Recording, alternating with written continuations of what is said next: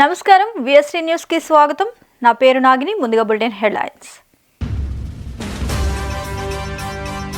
బాబును నమ్ముకుంటే కొండ చెలవ నోట్లో తలపెట్టినట్లే చోడవరం సభలో సీఎం జగన్ వ్యాఖ్యలు। మే 1 నాటికి పెన్షన్లు ఇవ్వాలన్న చంద్రబాబు అధికార పక్షం విమర్శలకు అడ్డుకట్ట వేయాలని సూచన। నీలిమాంబ అమ్మవారి దయతో జగన్ దే విజయం, మళ్లీ ప్రమాణ స్వీకారం చేస్తారన్న బొత్స ఝాన్సీ। అమరావతి సాధిస్తాం, విశాఖ ఉక్కును ఆపిస్తాం, విశాఖ చేరుకున్న ఆత్మగౌరవ యాత్రలో ప్రతిన।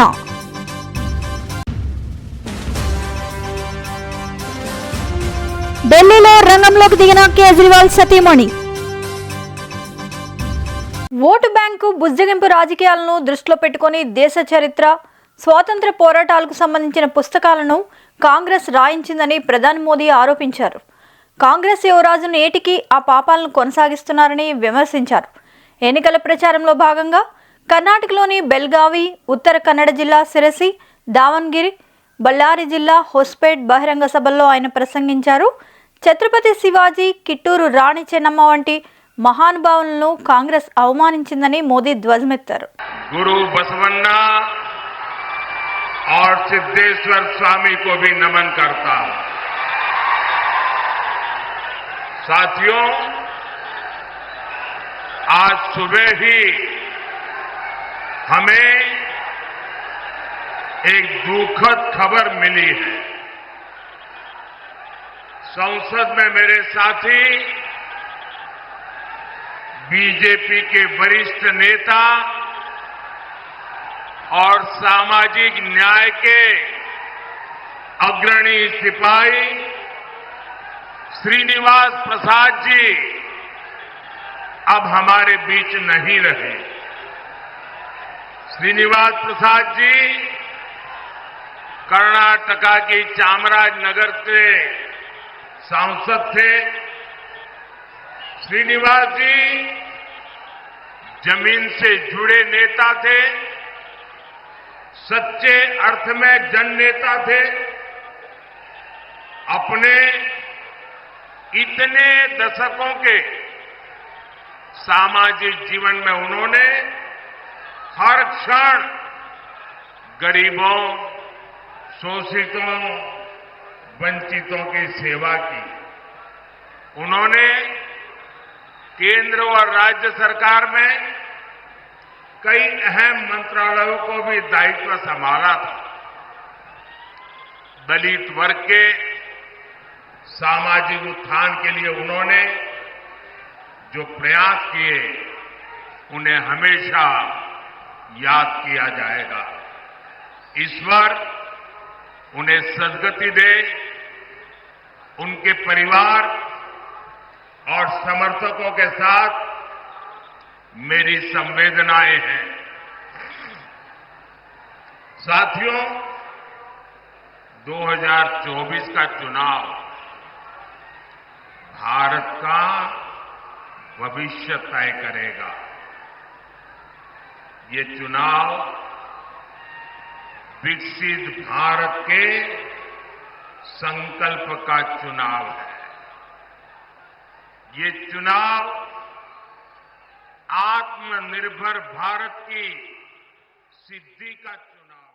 నరేంద్ర మోదీ ప్రభుత్వం ఎంతో ధైర్యంతో ఆర్టికల్ 370ని రద్దు చేసిందని, శతాబ్దాల కల అయోధ్యలో రామ మందిర నిర్మాణాన్ని సాకారం చేసిందని బీజేపీ జాతీయ అధ్యక్షులు జేపీ నడ్డా అన్నారు। కొత్తగూడెంలో నిర్వహించిన బీజేపీ బహిరంగ సభలో ఆయన మాట్లాడుతూ దేశ అభివృద్ధి కోసం ఆలోచించే ఏకైక పార్టీ బీజేపీ మాత్రమే అన్నారు। మోదీ నేతృత్వంలో బలమైన ప్రభుత్వాన్ని ఏర్పాటు చేశామన్నారు। విపరీతమైన ఎండలోనూ సభకు తరలి వచ్చారన్నారు। మహబూబాబాద్, ఖమ్మం లోక్సభ నియోజకవర్గాల నుంచి సీతారాం నాయక్, వినోద్ రావులను గెలిపించాలని కోరారు। रिपोर्ट कार्ड के दृष्टि से जो कहा था वो किया है, जो नहीं कहा था वो भी करके दिया है। इस राजनीति को लेकर के मोदी जी आगे बढ़े और इसीलिए विकास के दृष्टि से आगे बढ़ने का काम किया है। मैं यहां ये भी कहना चाहता हूं कि चाहे बीआरएस हो, चाहे कांग्रेस हो, ये दोनों सरकारें एक मजबूर सरकार और एक लाचार सरकार थी। अगर मजबूती की सरकार कोई लेके आया तो प्रधानमंत्री मोदी जी लेकर के आए मजबूत सरकार। यह मजबूत सरकार का नतीजा है कि जो हम कहते थे रामलला हम आएंगे, मंदिर वहीं बनाएंगे, और हमारे विरोधी पूछते చంద్రబాబును నమ్మితే ప్రజల జీవితాలు గోయిందా గోయిందా అని వైఎస్ఆర్సీపీ అధినేత సీఎం వైఎస్ జగన్మోహన్ రెడ్డి పేర్కొన్నారు. సూపర్ 6, సూపర్ 7 బెంచ్ కార్ హామీలు నమ్మితే కొండ చిలువ నోట్లో తలపెట్టినట్లే అని ప్రజలు అప్రమత్తంగా ఉండాలని ముఖ్యమంత్రి హెచ్చరించారు. బాబు అధికారంలోకి వస్తే వర్షాలు రావు, రిజర్వాయర్లు ఖాళీ అవుతాయని వ్యాఖ్యానించారు. ఎన్నికల ప్రచారంలో భాగంగా అనకాపల్లి జిల్లా చోడవరంలో సీఎం వైఎస్ జగన్ పాల్గొన్నారు. జనసంద్రంగా మారిన కొత్తూరు జంక్షన్లో ప్రజలను ఉద్దేశించి వైఎస్ జగన్ మాట్లాడారు. చూద్దామా, ఒకసారి గుర్తుకు తెచ్చుకుందామా, సిద్ధమేనా?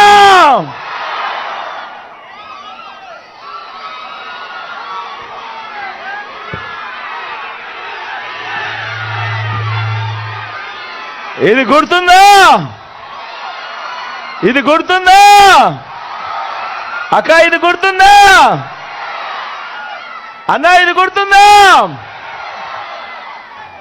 2014లో ముఖ్యమైన హామీలంటూ ఇదే పెద్ద మనిషి చంద్రబాబు నాయుడు గారు తాను స్వయాన సంతకం పెట్టి ఇప్పుడు కూటమిలో ఉన్న ఈ ముగ్గురు వ్యక్తులతో వాళ్ళ ఫోటోలు పెట్టి ఇదే చంద్రబాబు, ఇదే దత్తపుత్రుడు, ఇదే మోడీ గారి ఫోటోతో తాను స్వయంగా సంతకం పెట్టి ప్రతి ఇంటికి పంపించిన ముఖ్యమైన హామీలంటూ పంపించిన. మే 1వ తేదీ వస్తుండటంతో మళ్లీ అందరి దృష్టి పెన్షన్ల పంపిణీపై పడింది. ఏప్రిల్ నెలలో పెన్షన్ల పంపిణీ ఒక ప్రహసనంలా మారడం తెలిసిందే. ఇళ్ల వద్దకే పెన్షన్లు అందించాలని ఈసీ ఆదేశించిన ప్రభుత్వం సచివాలయాల వద్ద పెన్షన్లు ఇచ్చిందని విపక్షాలు బగ్గుమంటున్నాయి. ఈ నేపథ్యంలోనే టీడీపీ అధినేత చంద్రబాబు ప్రెస్ మీట్ పెట్టి పెన్షన్ల పంపిణీపై ప్రభుత్వం తన వైఖరి మార్చుకోవాల్సిందేనని, ఈసీ ఆదేశాలు పాటించాలని డిమాండ్ చేశారు. దొరికాయి అంటే 75% వాళ్ళకు నేరుగా బ్యాంకులు వేస్తూ ఉంటారు. మిగిలిన వాళ్ళందరూ ఎవరైతే వికలాంగులు, లింకులు లేని వాళ్ళు, పోలేని వాళ్ళు, అనారోగ్యంగా ఉండేవాళ్ళు, వాళ్ళు 16,57,000 మంది ఉన్నారంటున్నారు. ఎవరు పోలేరు? మీ దగ్గర లింక్ అడ్రస్ ఉందా? వెరిఫై చేశారా? మీరు ఎప్పుడు వెరిఫై చేశారు? రాత్రి చేశారా? మీరు 65,49 మంది ఎవరు వికలాంగులు, ఎవరు ఆరోగ్యంగా బాగలేరు, ఎవరు నడవలేరు అని మీకు తెలిస్తే అంటే పోయి వెరిఫై చేసిన వాళ్ళకే ఇవ్వచ్చు కదా ఇంటి తెరిపోయి. నేను అడుగుతున్నాను, నీకు 75% అకౌంట్లు ఉన్నాయంటున్నారు, 25% అకౌంట్లు లేవంటున్నారు. పోయినసారి మా దగ్గర అకౌంట్లు లేవన్నారు. ఇప్పుడేమంటున్నారు మళ్ళీ? ఈ యొక్క 25 లక్షలు కూడా దీంట్లో అనారోగ్యంతో ఉన్నారంటున్నారు. అనారోగ్యంతో ఉన్నారని నీకెడ తెలిసింది? ఎప్పుడు చెక్ చేసావు నువ్వు? దాన్ని బట్టి ఆలోచించుకుంటే బోగస్ ఇన్ఫర్మేషన్తో వీళ్ళు కాలయాపన చేస్తున్నారు. పదవి ఉన్నా లేకపోయినా హిందూపురం అభివృద్ధి బాలకృష్ణతోనే సాధ్యమని ఆయన సతీమణి నందమూరి వసుంధర అన్నారు. శ్రీ సత్యసాయి జిల్లా హిందూపురం మున్సిపాలిటీ పరిధిలోని కొల్లకుంట, కొట్నూరు, ఇందిరమ్మ కాలనీ, చౌడేశ్వర కాలనీలో బాలకృష్ణకు మద్దతుగా వసుంధర ఎన్నికల ప్రచారం నిర్వహించారు. ఈ సందర్భంగా ఆమె మాట్లాడుతూ వైకాపా ప్రభుత్వం అన్నా క్యాంటీన్లను మూసివేసి పేదల నోటికాడ కూడా లాగేసుకుందని విమర్శించారు. ఆ పని పూర్తి చేశారండి. ఆ పనితో పాటు ఇంకా చాలా పనులు చేశారు. అన్నా క్యాంటీన్ ఈ ప్రభుత్వం వచ్చిన తర్వాత అన్నా క్యాంటీన్ మూసేశారు. నోటి దగ్గర భోజనం లాగేశారండి వాళ్ళు. ఇంకా ఎంతో బాధపడి ఎలాగైనా మన వాళ్ళకి భోజనం పెట్టాలి అనే ఉద్దేశంతో అన్నా క్యాంటీన్ నడిపించారు బాలకృష్ణ గారు సొంత కెపాసిటీలోనండి. అండ్ ఆరోగ్యం కూడా ముఖ్యం. మన ఊరు వాళ్ళందరికీ హాస్పిటల్ సరిగ్గా లేదు. మనం ప్రారంభించిన మంచి హాస్పిటల్ వాళ్ళు సరిగ్గా నడపట్లేదని, అందరికీ సాయం చేయాలి, ఆరోగ్యం చూసుకోవాలని, అది కూడా బాలకృష్ణ గారు ఓన్ కెపాసిటీతో. పవన్ కళ్యాణ్ కు సంస్కారం అనేది లేదని వైసీపీ నేత కురసాల కన్నబాబు ఆరోపించారు. చిరంజీవి గారు పార్టీ పెట్టాలనుకున్నప్పుడు తాను ఆయనతో చాలా క్లోజ్గా పనిచేశానని, కానీ పవన్ కళ్యాణ్ అనే వ్యక్తి తనను పోషించినట్లుగా బిల్డప్ ఇస్తున్నాడని కన్నబాబు ఎద్దేవా చేశారు. అతడి దయాదాక్షిణ్యాలపై నేను బతికినట్లు, నాకేదో బతుకు తెరువు లేక ఇతడి వద్ద చేతులు కట్టుకొని నిలబడినట్లు మాట్లాడుతున్నాడు. నేను జర్నలిస్టుగా పనిచేస్తున్న సమయంలో 95 నుంచే ఆదాయ పన్ను చెల్లిస్తున్నాను అంటూ కన్నబాబు వివరణ ఇచ్చారు. ఇంకా కొత్తగా లారీ డ్రైవర్సు, టిప్పర్ డ్రైవర్స్, దాంతోపాటు ఏవైతే ఈ కాంట్రాక్ట్ ఎంప్లాయీస్ ఉంటారో వాళ్ళకి 25,000 రూపాయల జీతం ఉన్న వాళ్ళ వరకు అన్ని పథకాలు వర్తించే విధంగా కూడా ఈ రోజున నిర్ణయాలు తీసుకున్నారు. సొంత ఇల్లు లేని వాళ్ళకి ఆ ఇంటి స్థలం ఖర్చులు 60% ప్రభుత్వం భరిస్తుందని కూడా అనౌన్స్ చేయడం జరిగింది.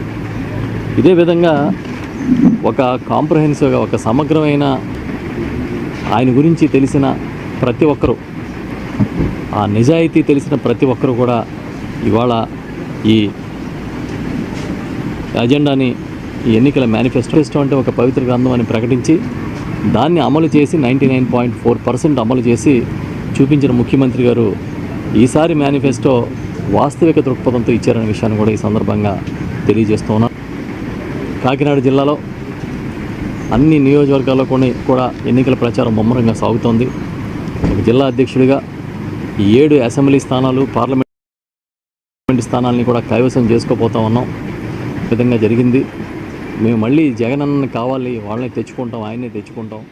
మళ్ళీ ల్యాండ్ టైటిలింగ్ యాక్ట్ను రాష్ట్రంలో అమలు చేయబోయమని రెవెన్యూ, స్టాంపులు, రిజిస్ట్రేషన్ శాఖల మంత్రి ధర్మాన ప్రసాదరావు స్పష్టం చేశారు.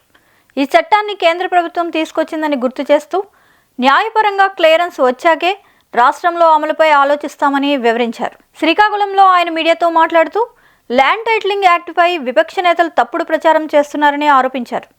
కేంద్ర ప్రభుత్వం తీసుకొచ్చిన ఈ చట్టాన్ని మిగతా రాష్ట్రాలు ఎలా అమలు చేస్తాయో ఏపీలో కూడా అదే విధంగా అమలు చేస్తామని, అది కూడా న్యాయపరంగా క్లియరెన్స్ వచ్చాకే అమలు చేస్తామని వివరించారు. ఈ రాష్ట్ర ప్రభుత్వం టైటిలింగ్ యాక్ట్ని అమలు చేయదు. దేశంలో కన్సెస్ వచ్చినప్పుడే దేశంతో సహా మేము చేయాలా లేదన్నది ఆలోచన చేస్తాం. ఏ సీనియర్ అడ్వకేట్ నేను అడగమనండి, చట్టం మేము తెచ్చిందా, బీజేపీ ప్రభుత్వం సజెస్ట్ చేసిందా? చట్టం మేము అమలు చేస్తున్నామా ఈ రాష్ట్రంలో లేదని మీకు 10 సార్లు చెప్పలేదా? కోర్టులో కావాలంటే కోర్టులో కూడా ప్రభుత్వం తరఫున మా న్యాయవాదులు వివరించలేదా? దేశం అంతా కాన్సెస్ వచ్చిన తర్వాతే చేస్తామన్న మాట చెప్పలేదా? బ్రిటిషర్స్ సర్వే చేసినప్పుడు చుక్కల భూములను నిలిచిపెట్టినటువంటి అయోమయంగా ఉన్నటువంటి వైసీపీ అభ్యర్థుల పట్ల ప్రజలు అప్రమత్తంగా ఉండాలని మాజీ ఎమ్మెల్సీ బుద్దా వెంకన్న అన్నారు. విజయవాడలో తెలుగుదేశం పార్టీ కార్యాలయంలో మీడియాతో మాట్లాడారు. కేశినేని నాని తన నామినేషన్ పత్రంలో కేసులకు సంబంధించి వివరాలు నమోదు చేయలేదని ఆయన ఆరోపించారు. దీనిపై ఎలక్షన్ కమిషన్కు లేఖ రాస్తానని తెలిపారు. నాని ఎన్నికల్లో పోటీ చేయడానికి అనర్హుడని బుద్దా వెంకన్న విమర్శించారు. తప్పించారనుకోండి, అది గోడకు కొట్టిన సున్నం. ఇతను పెద్ద రాంగ్ ఒకటి చేశాడు. అతను ఎన్నికల అఫిడవిట్లో అతని మీద ఉన్నటువంటి కేసులు, ఇతని మీద చీటింగ్ కేసులు ఉన్నాయి, ఇతని మీద 420 కేసులు ఉన్నాయి. ఇది జాగ్రత్తగా వినండి. 420 కేసులు ఏంటంటే శ్రీరామ్ చీట్స్కి 2012, మీరు ఇది జాగ్రత్తగా అండర్లైన్ చేయాలి. 2012లో అతను వేసిన అఫిడవిట్లో శ్రీరామ్ చీట్స్కి, ఫైనాన్స్కి డబ్బులు ఇవ్వాలి. ఇదంతా సార్వత్రిక ఎన్నికలు 2024లో సేవలందించేందుకు ఎన్సీసీ, ఎన్ఎస్ఎస్ ఎక్స్ సర్వీస్ మెన్లు ముందుకు రావాలని వైఎస్ఆర్ కడప జిల్లా ఎస్పీ సిద్ధార్థ్ కౌశల్ పిలుపునిచ్చారు. జిల్లా ఎస్పీ ఈ మేరకు పత్రికా ప్రకటన విడుదల చేశారు. పోలింగ్ కేంద్రాల వద్ద ఎన్సీసీ, ఎన్ఎస్ఎస్ ఎక్స్ సర్వీస్ మెన్లు, రిటైర్డ్ పోలీస్ సిబ్బంది సేవలు అందించాలన్నారు. 18 సంవత్సరాల నిండిన NCC, NSS ex service men వారు దరఖాస్తు చేసుకోవాలన్నారు. నమస్కారం అండి, నేను మీ ఎస్పీ సిద్ధార్థ్ కౌశల్. ఈ సార్వత్రిక ఎన్నికల సందర్భంగా నేను జిల్లా పోలీస్ తరఫు నుంచి, జిల్లా పరిపాలన తరఫు నుంచి ప్రతి ఒక్కరూ ఎన్సీసీ వాలంటీర్, ఎన్ఎస్ఎస్ వాలంటీర్ మరియు retired police officers, retired army పర్సనల్కి మనతో పాటు భాగస్వామ్యంగా ఉండి ఈ ఎలక్షన్ డ్యూటీలో రావడానికి ఆహ్వానిస్తున్నాను. ఎలక్షన్ డ్యూటీ అనే ఒక ఉత్తమైనటువంటి సోషల్ సర్వీస్, ఒక కాన్స్టిట్యూషనల్ డ్యూటీ, ఒక గ్రేట్ నేషనల్ సర్వీస్. ఇది మీరు ఈ డ్యూటీ భాగంగా ఓల్డ్ పర్సన్స్కి, హ్యాండిక్యాప్ పర్సన్స్కి, పువర్ పర్సన్స్కి, రిమోట్ ఏరియాలో ఉన్నటువంటి పర్సన్స్కి, పోలింగ్ స్టేషన్కి వచ్చే సామాన్య విశాఖ దక్షిణ నియోజకవర్గంలో కూటమి ఎమ్మెల్యే అభ్యర్థి వంశీకృష్ణ, ఎంపీ అభ్యర్థి శ్రీభరత్కు మద్దతుగా టీడీపీ నాయకుడు సీతంరాజు సుధాకర్ ప్రచారం నిర్వహిస్తున్నారు. ఈ సందర్భంగా 42వ వార్డు శ్రీకన్య థియేటర్ ప్రాంతంలో స్థానిక సీనియర్ నాయకులు, ముస్లిం నేత షేక్ జుబేర్ ఆధ్వర్యంలో నిర్వహించిన ర్యాలీ, పాదయాత్ర, ఇంటింటా ప్రచారంలో సుధాకర్ పాల్గొన్నారు. ఈ సందర్భంగా రాష్ట్ర భవిష్యత్ కోసం కూటమి గెలుపు ఎంత అవసరమో ప్రజలకు తెలియజేశారు. అనంతరం మీడియాతో మాట్లాడుతూ కేంద్రంలో మోడీ సర్కార్, రాష్ట్రంలో చంద్రబాబు, పవన్ కళ్యాణ్, మోడీ కూటమితో ఏర్పడిన ప్రభుత్వం అత్యధిక మెజారిటీతో సీట్లతో వస్తుందన్నారు.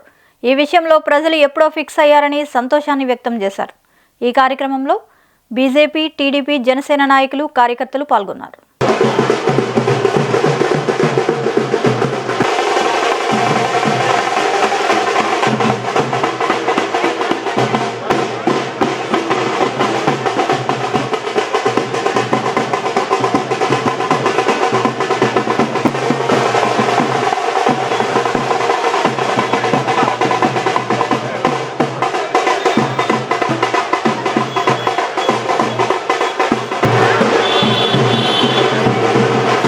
సోదరిమణులందరికీ నమస్కారం.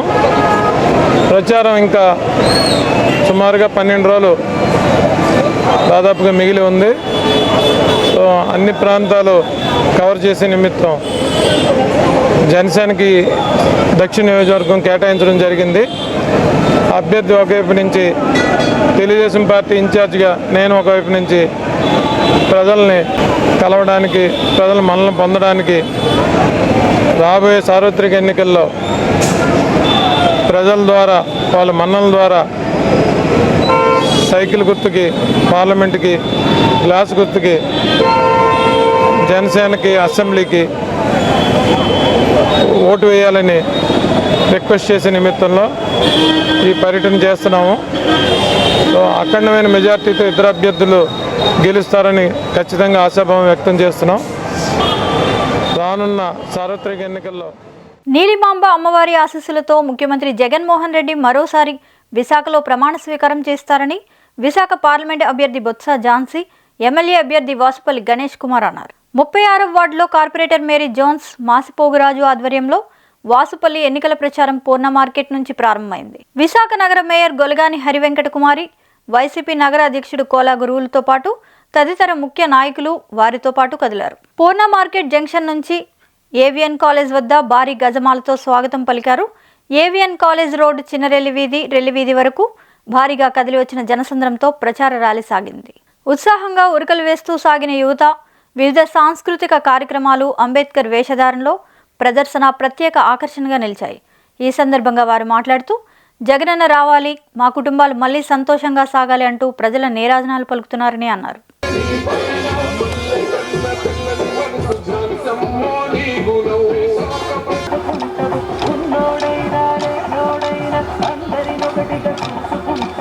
విశాఖపట్నంలోన పార్లమెంట్ మెంబర్గా బొత్స ఝాన్సీ రాణి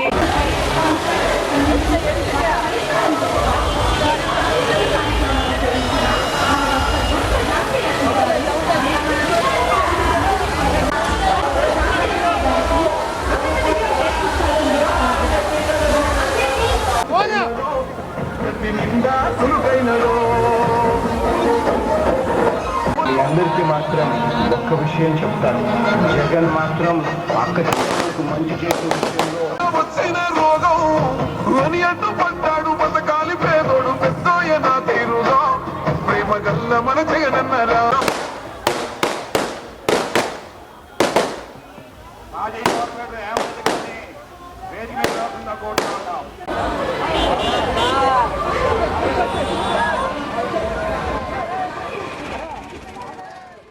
ఆంధ్రుల హక్కులు ఆత్మగౌరవ పోరాట యాత్ర విశాఖపట్నం చేరుకుంది. ఆంధ్రప్రదేశ్ను నమ్మించి నైవంచన చేసిన ఉత్తర భారతీయ జనతా పార్టీని వచ్చే ఎన్నికల్లో ఓడించడం, మన హక్కులు పరిరక్షించుకోవడమే లక్ష్యంగా ఆంధ్రుల హక్కులు ఆత్మగౌరవం కోసం చేపట్టారు. ఈ యాత్ర విశాఖపట్నం చేరుకుంది. ఈ సందర్భంగా ప్రత్యేక హోదా, విభజన హామీల సాధన సమితి అధ్యక్షులు చలసాని శ్రీనివాస్ మాట్లాడుతూ గత దశాబ్ద కాలం నుంచి ఆంధ్రప్రదేశ్కి ఈ కేంద్ర ప్రభుత్వం చేస్తున్న దుర్మార్గాలను ఆయన తీవ్రంగా ఖండించారు. విశాఖ ఉక్కు ఫ్యాక్టరీని అడ్డంగా అమ్మే కేంద్ర ప్రయత్నాలు దుర్మార్గం అన్నారు. ప్రొఫెసర్ అప్పలనాయుడు, విద్యార్థి జేఏసీ నాయకులు, ప్రతిపాటి బుల్లిరాజు, శ్రామిక వికాస సంఘటన జాతీయ ఉపాధ్యక్షులు యజ్ఞనారాయణ, సాధన సమితి నాయకులు జీవీఎల్ఎన్ శాస్త్రి, అరవపల్లి శివరావు గారు తదితరులు పాల్గొన్నారు. క్రితంసారి తెలుసు మీకు, ఏప్రిల్ 13 తారీఖు జరిగిన 11 తారీఖు ఎన్నికల్లో ముందు మనం కూర్చున్నాం. ఏప్రిల్ 1 తారీఖు అనుకుంటా విశాఖపట్నంలో అన్ని చోట్ల రాష్ట్ర వ్యాప్తంగా తిరిగాం. ఏం విజ్ఞప్తి చేశాం గుర్తుంచుకోండి. నీతి, నిజాయితీ, నిబద్ధత ఉన్న అభ్యర్థులు ఏ పార్టీ అయినా సరే వాళ్ళకు ఓటేయండి. ఎందుకు ఓటేరు? గెలవరానా? అంటే డబ్బు, కుల, మత విద్వేషాలు పెంచేవాడిని గెలిపించాలా? రిటైర్డ్ అయిన జర్నలిస్టో, రిటైర్డ్ అయిన లేదా పనిచేసే ఉపాధ్యాయులు వాళ్ళ పొందుకు గెలిపించరా? వారసత్వ రాజకీయ నాయకులకి ఇదేమన్నా ఇది ప్లే గ్రౌండ్ అయిపోయిందా రాష్ట్రంలో? కులతత్వ రాజకీయ నాయకులకండి. ఈ రాష్ట్రంలో ముఖ్య రాజకీయ పార్టీలు తెలుగు జాతి ఆత్మగౌరవాన్ని తీసుకెళ్ళి ఢిల్లీలో తాకట్టు పెట్టారు. గుజరాతీ పాఠశాల దగ్గర పెట్టలేదా? ఈ జగన్మోహన్ రెడ్డి గారు వాళ్ళు బయటకు వచ్చి ఎన్ని కథలో చెప్తున్నారు. 2019 తర్వాత బేభత్సమైన భయంకర ఉధృతంగా ఉద్యమం చేశాం. ముందు కంటే కూడా అఫ్కోర్స్ మీడియాలు కవర్ చేసి ఉండకపోవచ్చు. ఢిల్లీలో నడుతున్నాను మొన్న 8వ తారీఖున. వెనుకబడిన వర్గాల ప్రాంతాల అభివృద్ధి ధ్యేయంగా వైఎస్ఆర్సీపీ ప్రభుత్వం పనిచేసిందని వైఎస్ఆర్సీపీ రాష్ట్ర నాయకులు మంత్రి Botsa Satyanarayana, YSRCP regional coordinator YV Subba Reddy స్పష్టం చేశారు. విశాఖ ఉత్తర నియోజకవర్గంలో వీఆర్ఎండీఏ చైర్మన్ సనపల చంద్రమౌళి ఆధ్వర్యంలో జరిగిన కళింగ ఆత్మీయ సమ్మేళనంలో వారు పాల్గొన్నారు. ఈ సందర్భంగా వైవి సుబ్బారెడ్డి మాట్లాడుతూ వెనుకబడిన వర్గాల సంక్షేమమే ధ్యేయంగా జగన్ పాలన సాగించారన్నారు. కాళింగ సామాజిక వర్గానికి ఒక ఎంపీ, 3 ఎమ్మెల్యే పదవులతో పాటు విశాఖ వీఎంఆర్డీ చైర్మన్ పదవిని ఇచ్చామని ఆయన చెప్పారు. వైఎస్ఆర్సీపీ విశాఖ పార్లమెంట్ అభ్యర్థి బొత్స ఝాన్సీ లక్ష్మి మాట్లాడుతూ విశాఖపట్నం పరిపాలనా రాజధాని అయితేనే స్థానికులకు ఉద్యోగ ఉపాధి అవకాశాలు మెరుగుపడతాయన్నారు. ఉత్తర నియోజకవర్గం ఎమ్మెల్యే అభ్యర్థి కేకే రాజు మాట్లాడుతూ కాళింగ సామాజిక వర్గానికి ముఖ్యమంత్రి వైఎస్ జగన్మోహన్ రెడ్డి ఎంతో ప్రాధాన్యతనిచ్చారని అన్నారు. ఈ కార్యక్రమంలో వైఎస్ఆర్సీపీ జిల్లా అధ్యక్షులు కోల గురువులు, ఉత్తర నియోజకవర్గం పరిశీలకులు పేడాడ రమణకుమారి, విశాఖ జిల్లా కాళింగ సంక్షేమ సంఘ అధ్యక్షులు పేడాడ నరసింహారావు, స్థానిక కార్పొరేటర్ రేయి వెంకటరమణ తదితరులు పాల్గొన్నారు. విశాఖ సమీపంలోని ఎండాడ గీతం మెడికల్ కాలేజ్ ఆవరణలో మదర్ తెరిసా ఇండోర్ స్టేడియంలో సోమవారం ఏర్పాటు చేసిన సదస్సుకు కేంద్ర ఆర్థిక శాఖ మంత్రి నిర్మలా సీతారామన్ హాజరయ్యారు. ఈ సందర్భంగా గీతం కాలేజ్ అధినేత ఎం భారత్ ప్రసంగించారు. సీతారామన్ మాట్లాడుతూ మాజీ ప్రధానమంత్రి వాజ్పేయి హయాంలో ప్రపంచ ఆర్థిక శక్తిగా 12వ స్థానంలో ఉండేదని అన్నారు. ఆ తర్వాత 2004-2014 మధ్య యూపీఏ గవర్నమెంట్ అనాలోచిత పాలసీల వల్ల 14వ స్థానానికి దిగజారిందని అన్నారు. మోడీ ప్రభుత్వం ఈ విషయంలో 10 సంవత్సరాల్లో ఏకంగా 5వ స్థానానికి ఎగబాకిందని అన్నారు. 2047 కల్లా పూర్తి వికసిత దేశంగా అభివృద్ధి చెందడమే మోడీ ప్రభుత్వ లక్ష్యమని చెప్పారు. ఈ సదస్సులో మాజీ ఆర్బీఐ గవర్నర్ సుబ్బారావు, గీతం యాజమాన్యం, ప్రముఖ పారిశ్రామికవేత్తలు, ఆర్థిక రంగ నిపుణులు, గీతం ఫ్యాకల్టీ, విద్యార్థులు హాజరయ్యారు. Honorable Prime Minister Narendra Modi did say that from where we are 5th ranking, we will reach the 3rd ranking economy in my 3rd term. That's Modi's guarantee. He said that. So the finance minister, former finance minister, says, oh no. Prime Minister is only turning an arithmetic inevitability into a guarantee. India will become a 3rd largest economy no matter who becomes the Prime Minister. That's what the former finance minister says. And he also says, given the population that we have, there is no magic in what you will become 3rd largest. And therefore says, it's not what the GDP is, you'll have to look at what the per capita income is. I just want to clearly put before you that the former finance minister is trying to create an impression which is completely untrue. It's not a mathematic inevitability. You need effort. You need a visionary leader. You need to stop corruption. You need to make sure that skills are available for our students. You need to make sure that administration functions in delivering the welfare schemes for the common people. You need to make sure that the poor get their due. You also need to make sure that businesses have an environment in which they can grow. And businesses are not always big businesses, MSMEs for whom Prime Minister Modi's government has done it. ఉమ్మడి చిత్తూరు జిల్లా Puttur rural మండలం వేపగుంటలో నగరి నియోజకవర్గం YSRCP MLA అభ్యర్థి రోజా ప్రచారం నిర్వహించారు. అందులో భాగంగా అంబేద్కర్ విగ్రహానికి పూలమాలలు వేశారు. ఆ తర్వాత ప్రజలతో మాట్లాడుతూ ఈసారి కూడా ఓటు వేసి గెలిపించాలని కోరారు. ఆంధ్రప్రదేశ్ అభివృద్ధి చెందాలంటే మళ్ళీ జగనే సీఎం రావాలి అని పిలుపునిచ్చారు.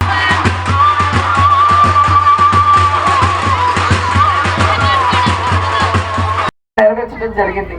అమ్మఒడి కానీ, ఆసరా కానీ, చేయూత కానీ, అలాగే మీ స్కూల్స్ రెనోవేషన్ కానీ, మీ యొక్క గ్రామాలలో గ్రామ సచివాలయం, రైతు భరోసా కేంద్రాలు తీసుకొచ్చి వాలంటీర్ వ్యవస్థ ద్వారా మీ గడప వద్దకే అన్ని కూడా వస్తున్నాయి. పెన్షన్లు, రైస్తో సహా. అవునా కదా? గతంలో ఏ ప్రభుత్వం అయినా ఇలా చేసిందా? ఏ ప్రభుత్వం చేయలేదు.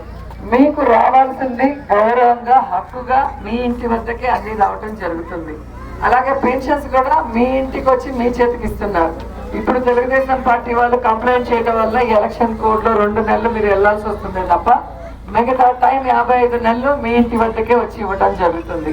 ఇక్కడ పార్టీలు చూడట్లేదు, కులం చూడట్లేదు, మతం చూడట్లేదు. పేదవాడు లబ్ధిదారుడైతే ఎవరికి ఏం అందాలన్నా అన్ని కూడా నేరుగా వస్తున్నాయి. ఇలాంటి మంచి ప్రభుత్వం కొనసాగాలి. మీ అందరికి ఇలాగే గౌరవంగా అన్ని మీకు అందుబాటులోకి రావాలి. మీ పిల్లలకి ప్రభుత్వ పాఠశాలలోనే మంచి చదువులు, క్వాలిటీ ఎడ్యుకేషన్ ని అందించే విధంగా నాడు నేడు కింద అన్ని కూడా రెనోవేట్ చేసి ఇవ్వడం జరుగుతుంది. కడప టీడీపీ అభ్యర్థిగా పోటీ చేస్తున్న మాధవిరెడ్డి తిరుమల తొలి గడప దేవుని కడపలో ఉన్న శ్రీ లక్ష్మీ వెంకటేశ్వర స్వామిని దర్శించుకొని ప్రచారం చేశారు. టీడీపీ బలిజ కమిటీ ఆధ్వర్యంలో జరిగిన ఈ కార్యక్రమంలో ఆమె అత్యధిక మెజారిటీతో గెలవాలని తెలుగుదేశం, బీజేపీ, జనసేన నాయకులు పూజలు చేసి ప్రచారాన్ని ప్రారంభించారు. 2వ డివిజన్ దేవుని కడపలో వెంకటేశ్వర స్వామి గుడి దగ్గర నుంచి ప్రచారాన్ని ప్రారంభించారు. ఇంటింటికి తిరిగి కూటమి అభ్యర్థి మాధవిరెడ్డిని అత్యధిక మెజారిటీతో గెలిపించాలని కోరారు. ఈ కార్యక్రమంలో బాలిశెట్టి హరిప్రసాద్, చెన్నంశెట్టి మురళీకృష్ణ, బండి బాబు, జనసేన నాయకులు తుంగ రమణయ్య, బీజేపీ నాయకులు చలపతి, సత్య, ఎద్దుల శంకర్, శ్రీధర్ అంజీ, వెంకటేష్, మహిళా అధ్యక్షురాలు సునీత, కూటమి నాయకులు, కార్యకర్తలు పాల్గొన్నారు. ఈ రోజు ఖచ్చితంగా తెలుగుదేశం పార్టీ అధికారంలోకి వస్తే బలిజలకు చాలా వరకు న్యాయం జరుగుతుందని చెప్పి నేను తెలియజేసుకుంటా. ఇప్పుడు మా హరిప్రసాద్ గారు మాట్లాడతాం. ఈరోజు కడప నియోజకవర్గంలో మాధవరెడ్డి గారిని ఓటు వేయించి అదేవిధంగా ఎంపీ అభ్యర్థి భూపేష్ గారికి ఎన్డీఏ తరఫున బీజేపీ, జనసేన అందరం కూడా బలిజ సోదరులందరూ కూడా దీంట్లో పాల్గొని కార్యక్రమాన్ని జయప్రదం చేసి మనకు మాధవరెడ్డి గారిని ఎంపీని 2 కూడా గెలిపించుకోవాలని చెప్పి, ఎందుకంటే బలిజలకు న్యాయం చేసిన పార్టీ ఒక తెలుగుదేశం. ఈ నియోజకవర్గంలో మరిన్ని అప్డేట్స్ కోసం please subscribe our channel VST news.